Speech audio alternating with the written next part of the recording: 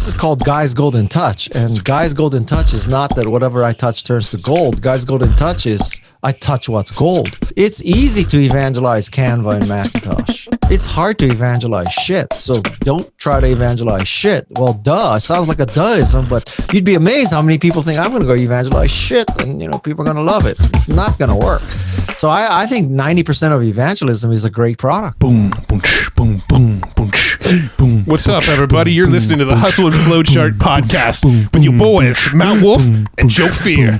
Check it. Hey, welcome back to the Hustle and Flowchart podcast. Today, we're doing another one of our rewind flashback episodes where we kind of pull from our greatest hits. And the reason we're doing that for this weekend is because as I record this right now, Joe, my co-host, is in Maui on vacation. So this is our episode for this week. And this week is one of our favorites that we've ever recorded. One of the nicest people on the planet. One of the coolest conversations we've ever had. And it is with Mr. Guy Kawasaki. And on this episode, we cover the gamut. We talk about all sorts of things that really have shaped where we are today. We talk about his approach to podcasting and how he does it different. We talk about Clubhouse. Now, this episode is from a year ago. So we talk about Clubhouse back then.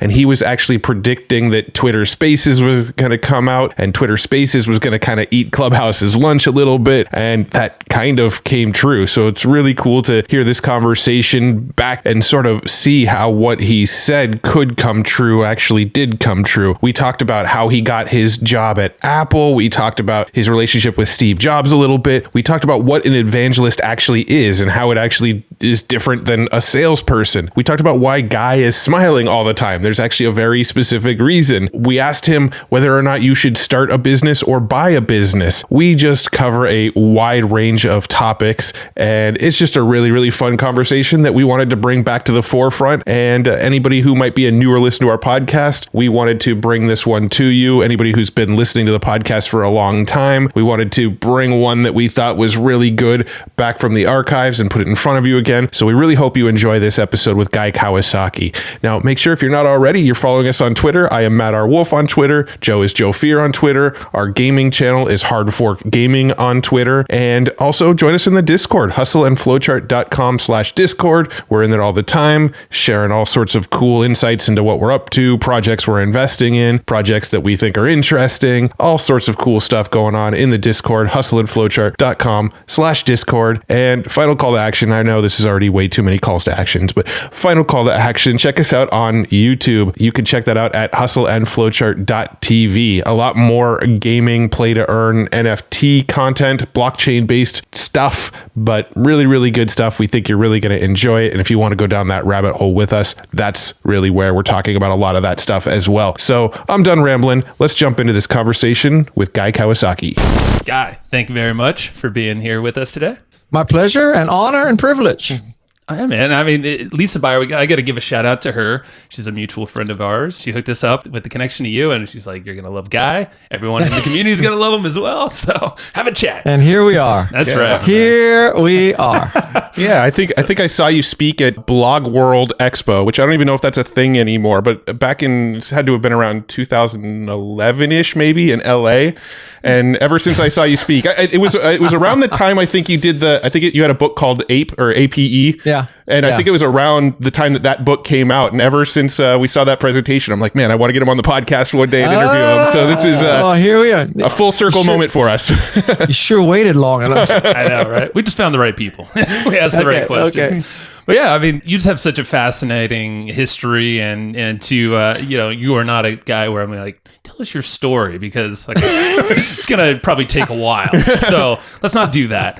But have you perfected the 30-second like, hey, if no one has ever heard of Guy, how would you present yourself? Oh man, if I can't do an elevator pitch of myself, who the hell can? Right? That's a good point. Okay, so you starting the clock? How long? I'm grilling. Yeah, I'm looking at it. Okay, so my name is Guy Kawasaki. I'm Chief Evangelist of Canva. It's an online graphic design service from Sydney, Australia. I'm also the creator of the Remarkable People podcast. I used to be Chief Evangelist of Apple, and I was on the board of trustees of Wikipedia. I'm also the author of 15 books. That's amazing. And so the chief evangelist, the evangelist term, I know that's the constant that has basically translated in everything you've done. And you basically coined that term. Well, there was Jesus before me. Don't forget. Good point. He was pretty big. There was a 2,000-year gap. But and somehow, guy, you took the title and ran with it. I love it. It was a tough act to follow. I mean, you're writing a lot of books, so you got that check mark of it too. So. Yeah. Well, Gospel according to Guy. A wise guy, right? Book 1, yeah. Well, speaking of that, are you working on others? Because you have 15 books. Last one was 2019, I think. 14 times I've said I'm never writing another book. Right. So I don't know how the hell I wrote 15 books. Like if you had told me in 1987 when I did my first book, you're going to write 14 more, I would have told you you're nuts. But I don't think I'm going to write another one because I like podcasting so much. And I like podcasting more. Tell me about that, because that is one of our questions of Remarkable People podcast. Well, so I think that podcasts, first of all, it's much more timely. So if something happens last week, next week's podcast can address that, as opposed to the 1.5 year delay on a book. And with a book, you get one advance in 3 tranches. But with a podcast, you can charge every week for a sponsor or an advertiser forever. And as your podcast gets more successful, you can charge more. Whereas with a book, you're getting a flat $2 or $3 ever. And, it just depends on the trajectory of the book. With a podcast, it's much more flexible. You can do many more things. I don't think it's easier to do than a book, because the podcast requires, I think, as much editing as a book, at least the way I do a podcast. Well, I'd be curious, because everyone has their own style about podcasting, and we have our format. Give us what's your kind of prep look like? Yeah, the flow. Sure. How do you think of it? So, today I interviewed somebody. I did 2 or 3 hours of research on her. Many times the people I'm interviewing have written a book. So I read the book. Sometimes I read the previous book. So 2 books. I probably put in 3 to 5 hours of prep for every guest. So did you put 5 hours of prep into me? I would be inching right around that. I'm not going to lie. Really? All right. Okay. I have a different approach. I mean, I bounce all over the place. I want to see everything, like the TED Talks. I don't know. You have like 20 of them, it seems like. Yeah. So there's that. So, let's say three hours or so for each guest. Then there's the 1 hour interview. Yeah. And then we take 2 soundtracks, and the sound engineer puts them together and uploads them to Descript. Do you use Descript? We do. So we upload to Descript, and then I take the first pass edit at Descript, because I hate filler words, and I hate when people repeat themselves. So I think my job is to make the person look and sound as remarkable as possible, which can often take out. I've had instances where in 1 hour, the guest says, 200 times, right? So I take those out, as opposed to other podcasters who just believe in turning it on and letting people hear exactly, how it went down. I edit. So I spend a couple hours editing, and then I give it to the sound designer, and then he goes and he spends another 4 or 5 hours editing, often undoing my edit because I edit too heavily. And then he adds the sound and the music and all that kind of stuff. So now it's quote unquote done. And then Peg Fitzpatrick takes over and does the marketing on the day of announcement, which is another 5 hours.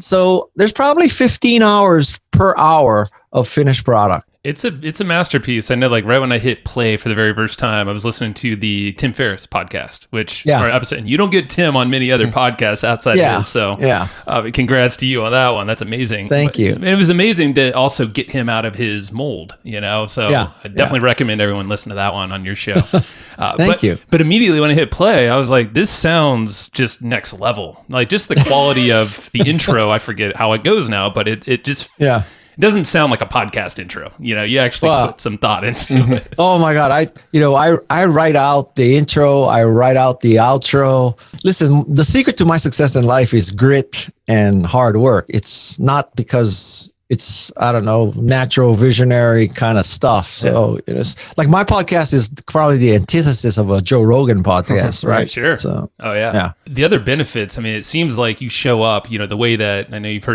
said this many times is getting lucky is better than being smart. You kind of lean into that more. Do you think the podcast is part of that? It's almost like showing up in this person's world consistently. Yeah, it's a skill to figure out what to ask a person.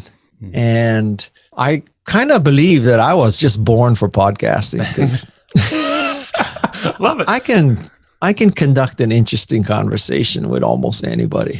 Today, I interviewed a plastic surgeon from Beverly Hills. Like, that's not exactly like interviewing Steve Wozniak. You know what I'm saying? So that's a whole different wheelhouse there. So what's your approach to questioning then? Because I know everyone has a different approach there as well. Well, my approach to questioning, I don't know how the questions pop into my head. I mean, this is a real unusual case. I'm interviewing a Beverly Hills plastic surgeon and I ask her, like, do you ever turn down cases? Why? And what do you do with people who come in and they have what's called BDD, which is body dysmorphic something. These are people who just kind of addicted to plastic surgery and they think, this 2 centimeter lump on my cheek, everybody's staring at it, but really, people don't even notice it. And so I ask those kinds of questions. I don't ask typical questions in the sense of, what makes you remarkable? Can you tell us, how you became remarkable? What do you feel strongly about? What makes you feel good?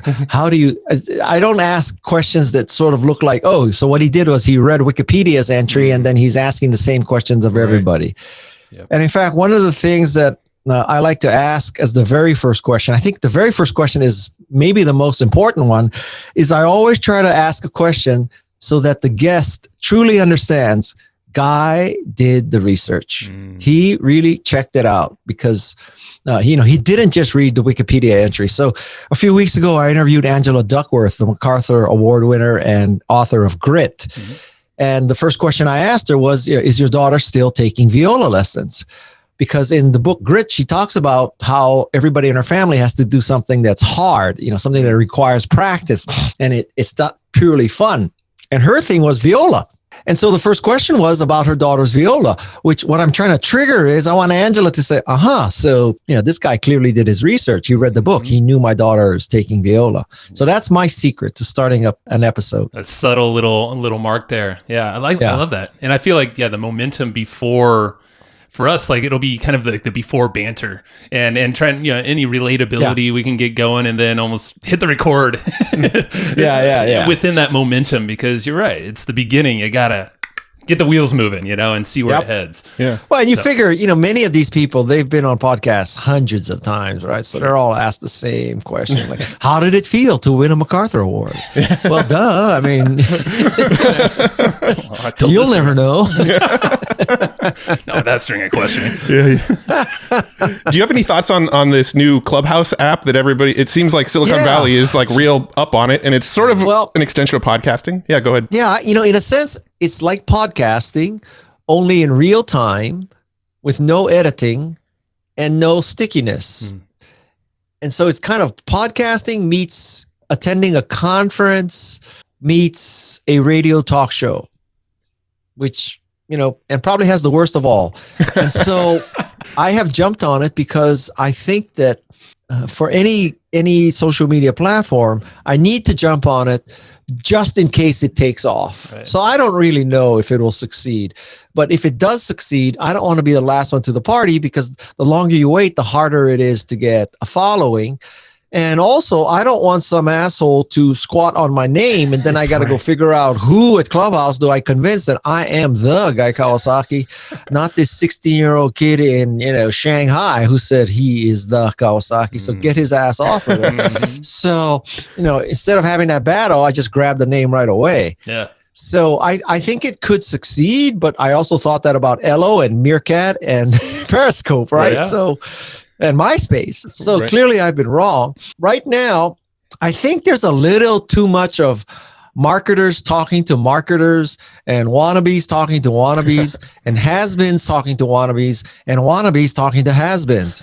And so many of the conversations was, yeah, you got to believe in yourself. And I believed in myself. And so I started a company called Blow Consulting. And then I wrote a book called The Blow Away. And now I have the online Blow Away seminars. So if you look at my Instagram profile, there's a link you can click to get my free offer for the first course of my online course of how to blow away people, The Blow Away.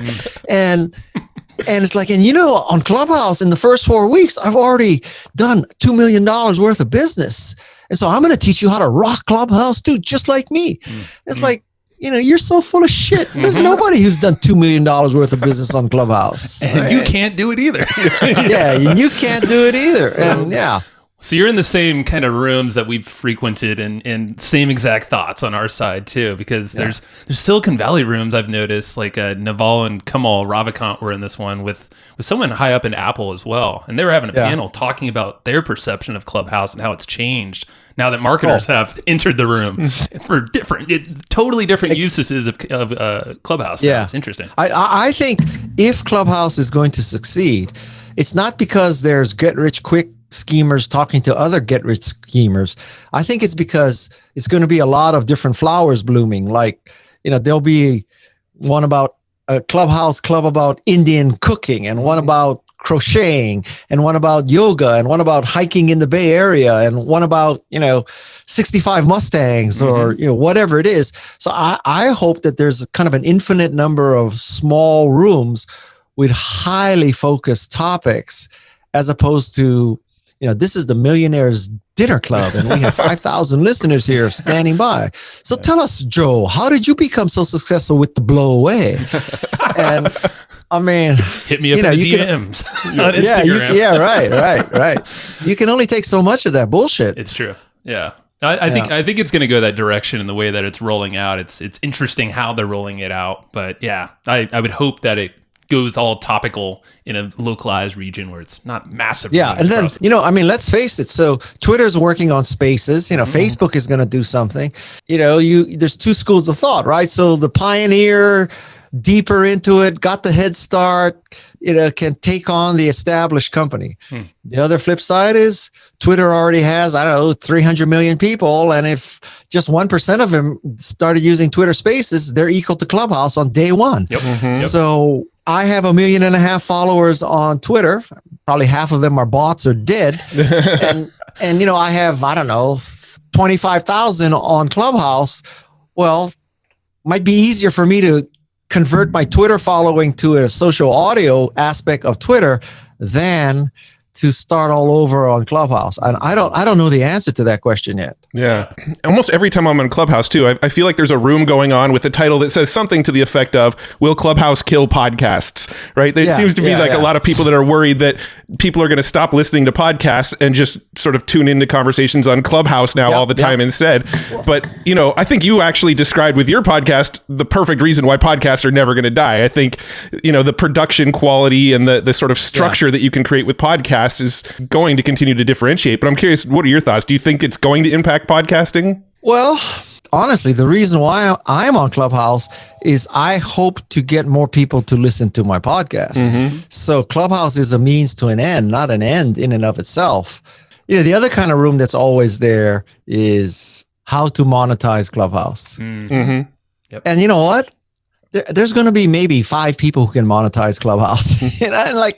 If you think Trixie and Biff and Joe Blow are going to monetize Clubhouse, this I got to see. I mean, I would be astounded. When you look at someone like my hero is Marquez Brownlee on YouTube, right? And so he's got 30 million followers on YouTube. He has like the best tech reviews and unboxings, right?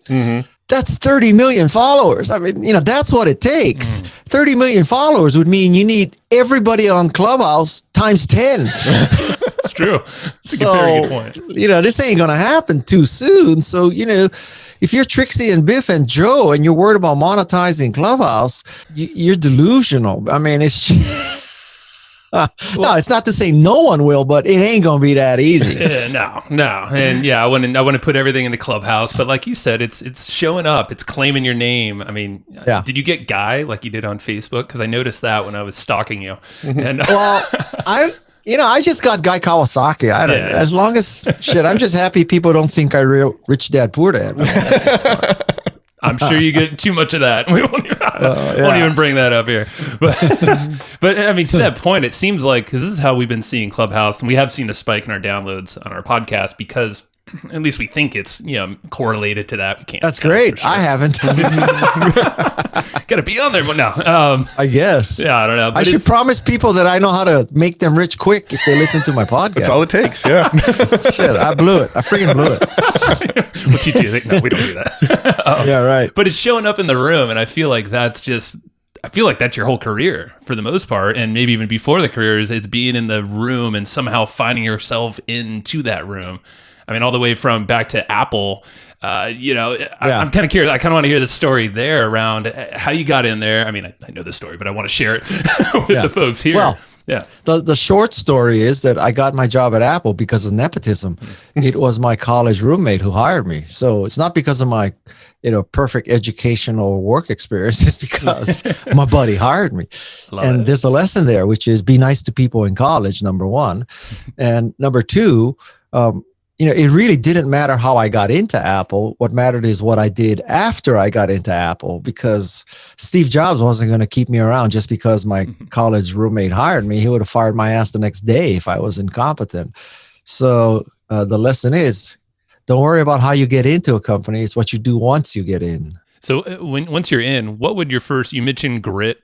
Another thing I want to bring up is you're always smiling, and I absolutely love it. And I know that's a big piece of it. We'll talk about that in a second. But what was your first move or multiple moves in the beginning once you got into Apple, knowing you're like, all right, I'm in? Bro, you're asking me to remember what I did in 1983. I can't remember what I did yesterday. I mean, yeah, that's true. Me too. Listen, my job was to convince people to write Macintosh software. And I came from a non-technical background. So first of all, I had to learn some of the technology. And then it was just trial by fire. I mean, it was hit the road, Jack. So those are good days. Man. Those are good days. I didn't know what I didn't know. I think that's the best days, huh? Yeah. Just get thrown into the mix. Amen. You're like, good luck. Well, amen. How would you define what an evangelist is? Because when I think of an evangelist, I think of somebody who really loves a product, so they're going to go tell everybody they know about a product. That's kind of evangelist in my mind. That's pretty good. I mean, basically, evangelist comes from a word meaning bringing the good news. So I brought the good news of Macintosh, making people more creative and productive. I am bringing the good news of Canva, how it will make everybody a better communicator because they can create great graphics. That's what an evangelist does. Now, a salesperson is primarily concerned with his or her income, quota, and bonus. But an evangelist is concerned also with the well-being of the customer, the opposite person. So it's interesting. Looking at influencers now, I'm just thinking of like those Instagram influencers, the ones that are evangelists, or they might call them like... They're not evangelists. They're hired guns. Thank you. I mean, listen, I'll take an extreme example, right? Do you think Matthew McConaughey drives a Lincoln? Seriously. No, doubt it. If we went to his house, do you think we'd see him driving around in a Lincoln? There's no freaking way he's driving. You think Shaquille O'Neal uses ice and icy cold hot packs or whatever? No, there's no freaking way. No. Yeah. I'm telling you though. I use a Macintosh. I'm a brand ambassador for Peace Vans. This is a company that upfits Mercedes mattresses. Oh yeah. I really do have one of those. I really use it. I'm helping a company called Merge 4. I really love their socks. I think they have the best socks. And so I don't get involved with stuff that I don't use. Yeah. So as podcasters, I know Joe and I, one of our big goals as podcasters is to be evangelists, right? So one of the ways that we do that in our business is through affiliate marketing. We talk about the tools that we love and use in our own business, and we tell people about it. We'll get a commission if people buy through our links. Sure. What advice would you give people who want to kind of be that career evangelist? Like the thought of being an evangelist for products sounds really, really good. How does somebody like take a career path into evangelizing products? Well, I mean, this is called Guy's Golden Touch, and Guy's Golden Touch is not that whatever I touch turns to gold. Guy's Golden Touch is I touch what's gold. So it's easy to evangelize Canva and Macintosh. It's hard to evangelize shit. So don't try to evangelize shit. Well, duh. Sounds like a duhism, but you'd be amazed how many people think I'm going to go evangelize shit and, people are going to love it. It's not going to work. So I think 90% of evangelism is a great product. And you use the product too, because I know in Canva you were a user, and didn't they reach out to you? They found me. Yeah. I mean, how much better is that? And I loved reading and hearing that about you, because that is how we approach affiliate marketing. We've been doing it for 10 plus years. Yeah, I mean, as long as people understand that you're not pimping a product just to get the affiliate fees, it's because you truly do believe in it, right? That's the key. Mm-hmm. Yeah. And people see through it too. I mean, I know our community has reached out to us many times and saying, you're approaching this in a different way than most affiliate marketers. I mean, we're in that bucket, I guess. Most people don't take the evangelist approach. I can hardly wait till you guys endorse the Lincoln Navigator. I don't know if Lincoln's on my list, but my favorite is when I see like basketball players or professional athletes promoting McDonald's or something. It's like, your trainer's going to kick your ass if they ever catch you eating that. Yeah, exactly. I want to go to the smiling thing, and I know it's I don't know, from the outside perspective, it just seems so like, hey, smiling a lot, great. But how have you? I mean, I feel like I tend to do it often. It feels good, but it's because we're sharing, I don't know, good vibes, good feeling, and we're having fun. If you're having fun and you're getting people to make their lives better by picking the right product and stuff. Yeah. Well, what is there to be grumpy about? I do think that people have different dispositions, and I just happen to be a glass is half full, positive, rising tide floats all boats kind of guy. It's not my fault you're a grump. Have you always had that outlook? I mean, I know you're from Hawaii. That's your problem. Eat shit and die, bro. Hey, not my problem. I'm good. But you're right. No, you're 100% right. Do you think I feel like that can get you through all the challenges, the grittiness, like you mentioned, getting thrown into the mix and figuring out your way. And it opens doors, I feel like, when other people are stone-walled or stone-faced. Yeah, I don't like to do business with grumpy people. But, I'd rather do business with I think the first check mark is competence. Second check mark is happy. In business anyway, because I don't want to do business with a happy, incompetent person. That's on the low left of the graph, exactly. Right? That is the wrong part of the graph. Yes. On that note, let's talk about high and to the right, because I know that's something that you've had in your TED Talks and you've spoken about quite a bit. Can you explain that for us here?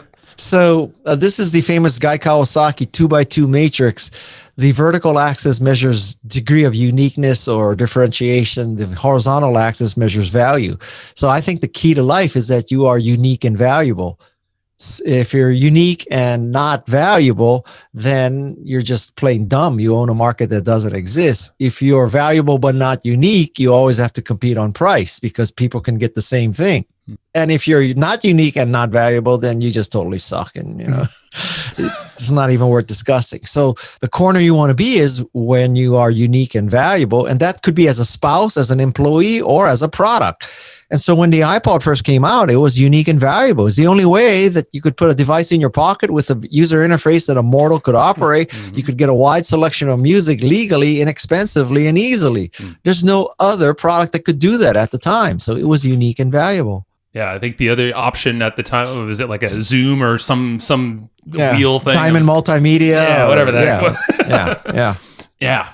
Well, I guess when you're evangelizing companies, are you looking at their company and obviously are using them, but to be a marketable type of tool or a software company, do you kind of go through an audit and make sure No, first of all, I don't view the lens. My lens is not, is this a company that I can have a business relationship with as an evangelist? I was using Canva and they found me. I didn't find them. I found them as a user, but I didn't find them as let me apply there. The order for me is I fall in love with something and it happens that they need an evangelist or an ambassador or an advisor. For example, do you use Descript? Yes. Yeah, we do. Right? So Descript is something, if they ever ask me, Descript is something I could evangelize because I spend hours and hours in Descript every week. I don't know how I would do podcasting without Descript. to tell you the truth. Because if I was in GarageBand and I was trying to, remove every freaking time somebody says or or right, my podcast would be different. You would hear all the ums and rights, and because I wouldn't take them out. But with Descript, it has empowered me to do podcast editing that I could have never done before. So do you have direct contact with them? We don't, but I bet we could figure out how. And maybe no. I have direct contact. I was just wondering. So because there's some things I would like to change. Like we're going really deep into the weeds here, but so do you ever work in the view where the tracks are separated so you can edit one track and not the other? I have, and I'm just gonna be honest, guy. Jacob on our team is a master at Descript. We're like super surface level. And it's been a while, and I know they're layering so many features on there. It seems like weekly. But describe a little bit. Yeah, a little bit what the frustration is. So one view of Descript, what Descript does is you load up your track. So in this case, there would be probably 3 tracks, right? One from each mic. You load them up, you combine them, and then there's a transcription of all 3 tracks. And then you edit text. So you can remove text, and that would remove the audio. So if you see where I say you select the and you say ignore that, then when you listen to it again, the is gone. And so that's a beautiful thing, as opposed to what trying to look at for that little jag in the sound wave where you're going to eliminate that. So that is a beautiful thing. But there's 2 views where you hear all 3 at once and you edit the text, but then there are times where people are laughing over the other person, and that's when you want to go into the separate view where you can see each track. So if you're laughing while I'm talking, we can edit your track to take the laughter out so you only hear me talking. So that's another view of the audio in Descript. So I was just wondering if you use that view. I'm sure Jacob is probably nodding aggressively right now, or editor, because he absolutely loves it. And we used to use Adobe Audition, and I mean, Matt did most of the editing prior to him, but Descript is a complete game changer. Oh yeah, Have you ever used the type it out, and it basically creates your voice? It's like I did train it, but I'm such a perfectionist that I haven't seen the use case for that. Right. So if I'm doing the intro or the outro, I just record it over and over until I like it, as opposed to an engineer types in these words and, use synthesized guide. We never do that. Yeah, I think it's good for filler words, or, if something got cut out, maybe in Zoom or something, internet connection. This is sort of a fairly dramatic shift, but we did ask some questions of our listeners. I want to ask some questions from them. So Rick Friesen was asking, so you wrote The Art of the Start. Do you still recommend that people start businesses from scratch, or do you encourage people to buy companies and then sort of pivot it more towards your purpose? Boy, I'm not exactly an expert in that, but my scenario is always starting a company. Now, people have to understand that I'm talking about a tech company, right? So, if you want to be in the dry cleaning business and somebody already has 3 dry cleaners, so you want to boot up fast, God bless you, buy the 3 dry cleaners. But in the software business or in the tech business, why would you want to buy somebody else's piece of shit? I mean, you know what I'm saying? Yeah. Like, I hope you're an entrepreneur who believes that you can do better than this thing you're going to buy. Now, as companies reach a certain mass, then, why not grab their install base, their technology, their people? But I don't know. It's hard to imagine a scenario where you're going to buy a business before it's almost like you want to buy a business where the owners don't want to sell. Yeah, that makes sense. If they're willing to sell it, then they know the skeletons and why they don't want it anymore. Yeah, exactly. Yeah. Totally makes sense. That's good perspective. It's always go for the motivations of the seller, or but even better if they're not even willing to sell, somehow get in there. To that point, because you've said this before, I wrote the quote down here, is entrepreneurship is a state of mind, not a job title. And I forget exactly where I pulled that from, but it was interesting. I forget where I said it. This is the thing. My research is kind of like this big spider web of stuff. So I figured something rings a bell. But you've started companies, but you've also been, in a position hired on at like Canva, for instance. You interviewed, or at least you did interview the founder of Canva, who's your boss. For my podcast, yes. Yes, for your podcast, yeah. So I guess speaking to that quote, entrepreneurship is a state of mind, not a job title. Because there's a lot of entrepreneurs listening right here. They might have that state of mind, but they might all think they have to run their own business. Well, I mean, what I'm trying to get at is that, entrepreneurship is an attitude and it's a mindset of the glass is half full. The world can be a better place. I can deal with the negativity and doubt. I am not a risk lover, but I am not going to let risk paralyze me. And so this is kind of the mental state of an entrepreneur, whereas some people think of it as a title. And a lot of it is, they're so worried about positioning as a thought leader and, writing white papers and appearing at conferences and, being synonymous with something and positioning themselves as this great CEO and all that. Like, just cut the bullshit. I mean, if you just made a great product, everything else falls into place.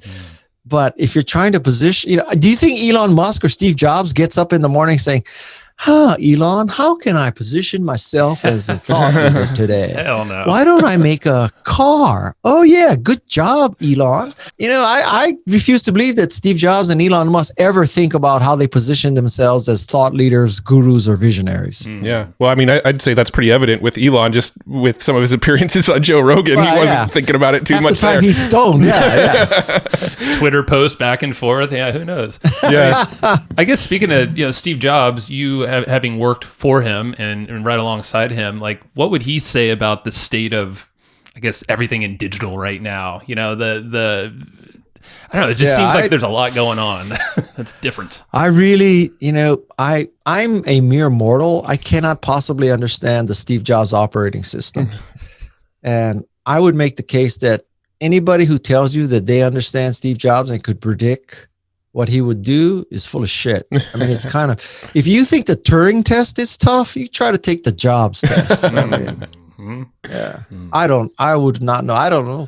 For all I know, he would have loved Donald Trump. Who the hell knows? I don't know. And the Apple car, why not? Yeah. Oh God. Like, the Apple car is such a source of humor for me because, like, I've obviously I know what it takes to make a personal, well, maybe not obviously, but I do know, kind of what it takes to make a personal computer. Sure. And I became a Mercedes-Benz brand ambassador. So I kind of know what it takes to make a car. A car is about 1,000 times more difficult than a computer because, when a car fails, people die. Mm-hmm. It's not just, hold Command Shift PR and reboot your car. A computer, the worst case of a computer is somebody takes it to a dusty, crowded Starbucks, right? Yep. Well, a car, rain, sleet, snow, idiot. I mean, idiot. There's so many. Somebody doesn't put oil in. Somebody puts the wrong kind of oil. Somebody puts diesel in a gas engine. I mean, so many things go wrong, and there's so many more factors in a car than a computer. So Apple's going to make a car. This I got to see. Well, we all want to see it, maybe. Yeah. Well, first of all, Apple's going to make a car, right? And so I can tell you right now, it's going to be just the world's greatest car for the first 75 miles. and then you got to recharge it. Okay. So that's number one.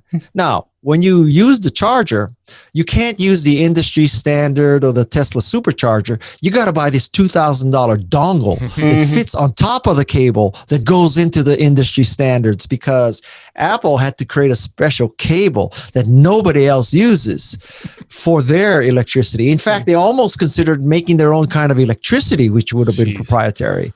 But they decided to use industry standard IEEE electricity and just changed the dongle. Thank you, Apple, for making it simpler. I think the most ridiculous thing that, we're on Apple computers. I'm actually an Apple fan, but I think the magic mouse that you have to plug into the bottom of the mouse is one of the most ridiculous designs I've ever seen. To charge it? Yeah, to charge the mouse. Yeah.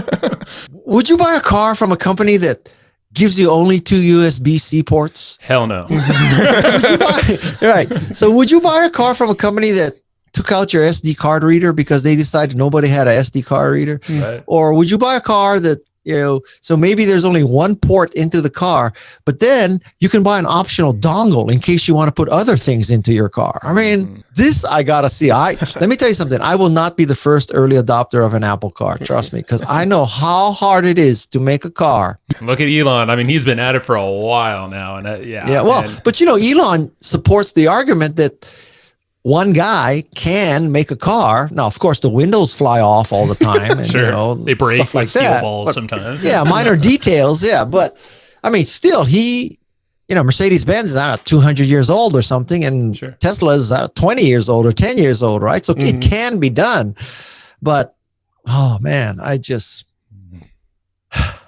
Yeah. I don't know, man. I'm not going to be the first. I'm not buying Apple Car 1.0. I guarantee you that. I think it's probably a smart move. To the point about the whole like command shift, whatever. I remember the Tesla. I had a Tesla for a little bit, and when nothing was working, I had to think of it like a computer, and it really was hold down a couple of buttons. And remember this? You have to reboot. It was a reboot, and I was like, "Oh, it's a computer more than a car." Wow, this is a total paradigm shift. The very first time we ever got in it, we couldn't get the radio to work, and the way to get the radio to work was turn everything off and then turn it back on again, just like a computer. That sounds familiar. Right? So I don't know. Maybe somebody who worked for Microsoft designed that part. Probably. Oh my God. All right. Let's wrap this up so you can get out of here. What are some interesting things? So Remarkable, I think it's a newer product you're evangelizing on your podcast. Yeah. It looks really cool. I mean, the tablet. Yeah. So this is, people think I have friggin' genius because I have the Remarkable People podcast sponsored by the Remarkable tablet. But I'm going to tell you, it's just pure accident. Yeah. I came up with the name Remarkable People. And then months later, figured out, oh, there's a tablet. What a great person for a sponsorship. Yeah, man. And then luckily the Remarkable tablet is so well done. And, I use it all the time. And my use case is I draft my podcast questions using Google Docs because sometimes I let other people into it and edit. Mm-hmm. And then I print it to PDF. Then I put it on my Remarkable.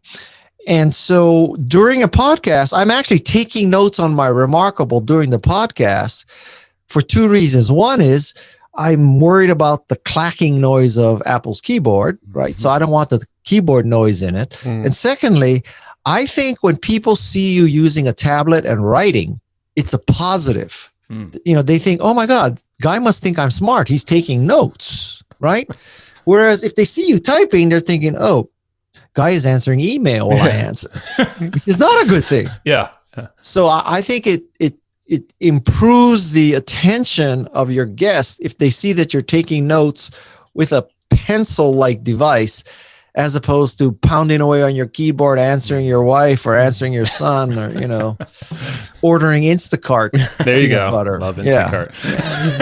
Yeah. But yeah, maybe we should upgrade because we do the same thing, taking notes and we do physical paper, but Remarkable is my problem with physical paper is that at any given point, I have like 4 legal tablets and, these leather bound things, and they're all scattered around different, and I don't know where I don't know what I wrote in what. And so with the Remarkable, the beauty is it syncs to the cloud. So even if the tablet is stolen or lost or destroyed, I still have it in the cloud. Yeah. And it can take your writing and OCR it. Yep. I've never done that because I don't need to get digital. I start digital and then I go analog, taking notes on the questions. And then once that I'm done with that, I don't, retranslate the notes. So that's my use case for Remarkable. I love that use case. Thanks for sharing that, because I think that just solved some things in my mind, because I'm like you. I'm like, notepads everywhere. I love writing things down, but where is that thing? Where'd that go? Yeah. But all right, Guy. Okay. Well, thank you very much. Everyone listen to Remarkable People podcast and pick up the one of 15 books that Guy has out there. We'll link everything in the show notes. I appreciate you, man. Thank you. Thank you. Take care. Good luck to you all. Bye. Bye-bye. Bye-bye. Thanks so much for tuning in. I hope you enjoyed that blast from the past with Guy Kawasaki. We had a really, really great time with him. Again, one of the nicest people on the planet, one of the easiest people in the world to talk to. We had a great time chatting with him, so I really, really hope you enjoyed that conversation. Now, if you haven't already, make sure you're following us on Twitter. I am Matt R. Wolf on Twitter. Joe is Joe Fier on Twitter. We've got the Hard Fork Gaming Twitter as well. We talk about play to earn and guilds and all sorts of cool stuff in the gaming, blockchain, play to earn, metaverse space. So make sure you're following those Twitters. years. And also check us out in our Discord, hustleandflowchart.com/Discord. That's where you can chat directly with us. And we also put out a lot of video content, hustleandflowchart.tv. You can find videos from me, Joe, our buddy's fun uncle, Crypto Buffalo, and all sorts of cool guests and a whole new cast of characters over on hustleandflowchart.tv. So check out all those places. We love you for tuning in. Thank you so much. Share this episode with somebody if you enjoyed it. You think somebody else will as well. That is the best way that you could support the show, is just share this around. That is so cool of you to do. And thanks again. We'll see you in the next one. Bye.